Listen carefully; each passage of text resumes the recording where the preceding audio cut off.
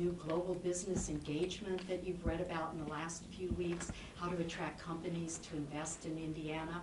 And we have, of course, the Global Policy Research Institute, which is, it's really new. It's not just another center for Purdue. It's a new way of thinking and working as faculty members. You've got scientists and engineers working with the social scientists and political scientists, so it joins the College of Humanities and the College of Engineering and Science in thinking about how are we going to attack these big global problems. And just this week, Arden Bement had a meeting with our top faculty across the university, and let's get a great definition and plan for how we're going to do the next steps and how we're going to take all these partnerships we have all over the world and make a coherent statement about where Purdue is going in becoming a global university.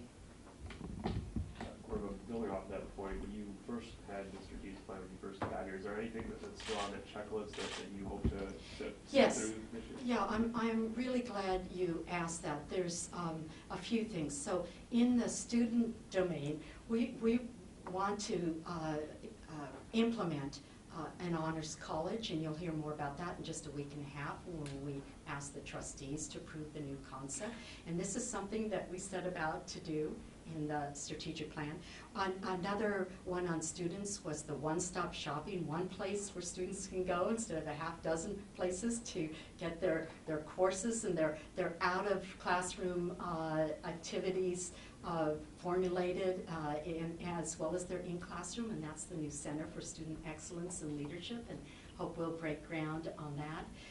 We are working with the University Senate to have the first ever core curriculum, which I think will be a tremendous cultural shift for this university. And then the Discovery College for students to welcome students and attract more students who really don't know what their major should be when they're freshmen, to come into a curricular environment where they can make a lot of progress for a year or two and then decide their majors. That too is different for Purdue, and I think will increase our retention and our graduation rates.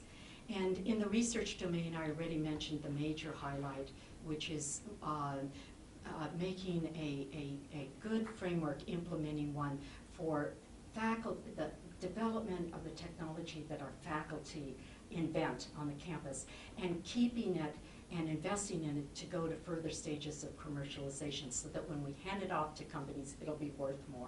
That's a revenue generation, and also it's a personal satisfaction for the faculty to be much more involved in commercializing their own research.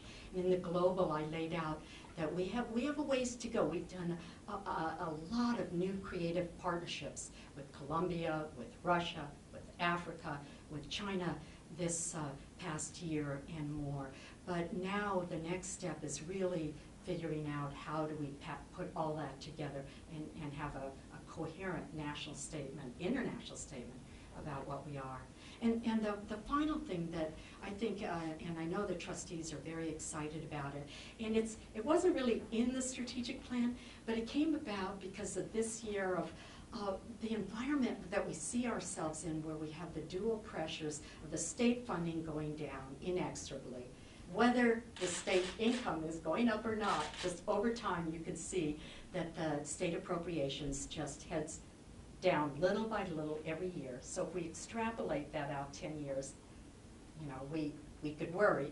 And then the tuition is going up faster than the cost of living. And we know that. We appreciate that.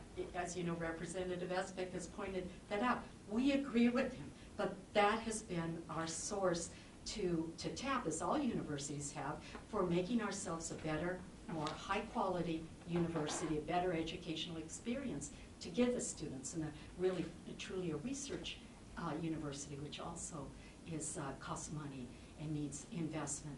So given those two pressures, of the tuition going up and the state appropriations going down, I announced in my State of the University message in January that we want to have a whole new plan, and it is new, not just for Purdue, but for, I think, any university, because I don't know of another university doing it. We call it the Decadal Funding Plan. What is that? It's a 10-year projection of how can we double our revenue by looking for opportunities for for revenue that are not state appropriations and are not student tuition and fees. So this is a very creative effort that has engaged our faculty, our staff.